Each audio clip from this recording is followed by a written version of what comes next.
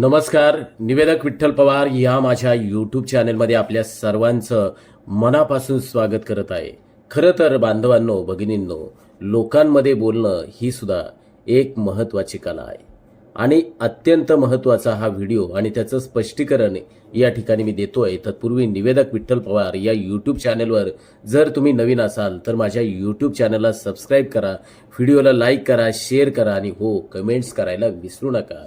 आपण दैनंदिन जीवनामध्ये वेगवेगळ्या ठिकाणी लोकांशी आपला सातत्यानं संपर्क येत असतो. मग अशा वेळेस लोकांमध्ये तुमचं बोलणं हे सगळ्यांपेक्षा वेगळं, अचूक, सहज आणि ओघवता संवाद असणं आवश्यक आहे. मग लोकांमध्ये बोलणं ही सुद्धा एक महत्त्वाची कला आहे. बोलण्याची कला प्रत्येकाच्या आयुष्यात महत्त्वाची भूमिका खरं तर बजावण्याचं काम करते. मात्र अनेक तरुणी, नोकरदार महिला आणि गृहिणी यांना समोरच्या लोकांसमोर बोलताना त्यांच्यामध्ये आत्मविश्वासाचा अभाव जाणवतो.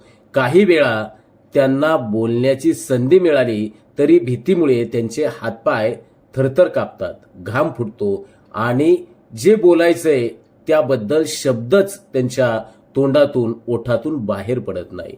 मग असंच एका ठिकाणी घडलं की रोहिणीच्या बाबतीतही असंच घडलं. ती आपल्या मैत्रिणीमध्ये बोलण्यासाठी उभी राहिली खरी, पण भीतीमुळे तिचा आवाज थरथरला आणि ती काहीच बोलू शकली नाही. परिणामी तिची खिल्ली उडवण्यात आली आणि त्या अपमानाने ती अगदी खचून गेली. अशा प्रसंगाचा अनुभव अनेकांना येतो, तुम्हाला देखील आला असेल. काही लोक त्यातून सावरतात तर काहींना हे नैराश्याच्या गर्तेत नेऊ शकते. शिक्षणाच्या प्रवासात खरं तर प्रेझेंटेशन देण्याची गरज भासते. मग तुम्ही नोकरीमध्ये असाल, अशा संधी येतात.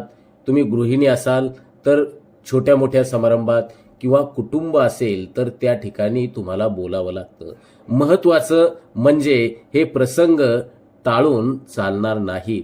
एक दोन वेळा आपण बोलण्याच्या संधी टाळल्या तरीही कायमस्वरूपी त्यापासून दूर राहणं शक्य देखील होत नाही. त्यामुळे भीतीपोटी मागे हटण्यापेक्षा आपण आत्मविश्वासानं परिस्थितीला सामोरं जाणे अतिशय गरजेचं आहे असं मला वाटतंय. स्वतःतील आत्मविश्वास जागवा, संवाद कौशल्य विकसित करा आणि आपल्या बोलण्यातील ताकद, सच्चेपणा आणि ती बोलण्याची जी कला आहे ती जगासमोर सादर करा. योग्य सराव आणि प्रयत्न केल्यास तुम्ही देखील प्रभावी वक्ते, सूत्रसंचालक, व्याख्याते, निवेदक होऊ शकता. त्यासाठी तुम्हाला एक गोष्ट करणं गरजेचं आहे, ती म्हणजे निवेदक विठ्ठल पवार या यूट्यूब चॅनलवरती शेकडो व्हिडिओज आहेत. ते व्हिडिओ बारकाईनं पहा, अभ्यास करा, सराव करा, मनन करा, चिंतन करा, टिप्स लिहून घ्या. निश्चितपणानं तुम्ही चांगला वक्ता होऊ शकता आणि तुमची जी बोलण्याची कला आहे तर त्याचं संवाद कौशल्य तुम्ही सहजपणे आत्मसात कराल. धन्यवाद. आमच्या चॅनलवर नवीन असाल तर सबस्क्राईब बटनावर क्लिक करा आणि बेल आयकॉन प्रेस करा.